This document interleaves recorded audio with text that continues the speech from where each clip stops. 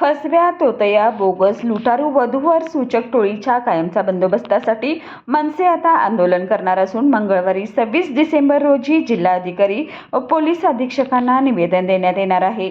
यामध्ये फसगत झालेल्या वधूवरांच्या पालकांनी मनसेशी संपर्क साधावा असं आवाहन शहर संघटक सुनील सामंत यांनी आज पत्रकार बैठकीत केलंय. लग्न ही एक गंभीर सामाजिक समस्या बनली आहे. आज मितीला लाखो तरुण लग्नाच्या उंबरठ्यावर असून अनेकांची वय उलटून गेलेत. मुलींची स्थळं दाखवतो म्हणून अनेक बोगस वधूवर सूचक मंडळे, अनेक एजंट या तरुणांना आणि त्यांच्या कुटुंबियांना राजरोसपणे फसवत आहेत. फसवणूक होऊन इज्जतीचा पंचनामा नको म्हणून पीडित कुटुंबीय गप्प राहत असल्यानं या एजंटाचं प्रस्त मात्र दिवसेदिवस वाढत चाललंय. सर्वत्र गावोगावी हजारो तरुण अविवाहित स्थितीत आहेत.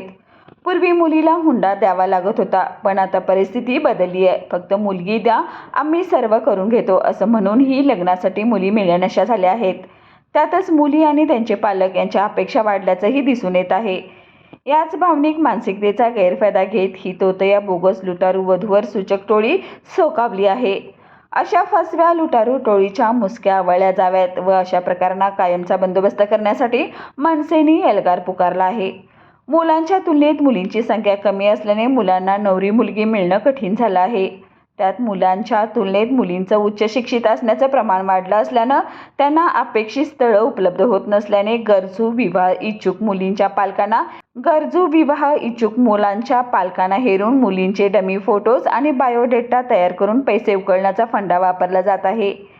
वृत्तपत्रांना तसंच सोशल मीडियाच्या माध्यमातून फसव्या जाहिराती देऊन अनेकांची आर्थिक लुबाडणूक केली जाते.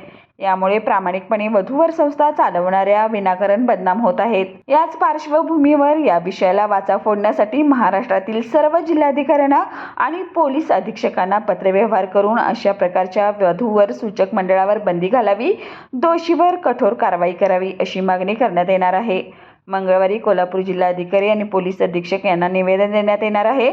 तरी फसवणूक झालेल्या वधूवर पालकांनी मनसेशी संपर्क साधावा असं आवाहन देखील मनसेच्या वतीनं सुनील सामंत यांनी पत्रकार बैठकीत केलंय. यावेळी मनीषा घाडगे, दिशा मांडवकर, राहुल पाटील, महेश कदम, सचिन साळुंके उपस्थित होते.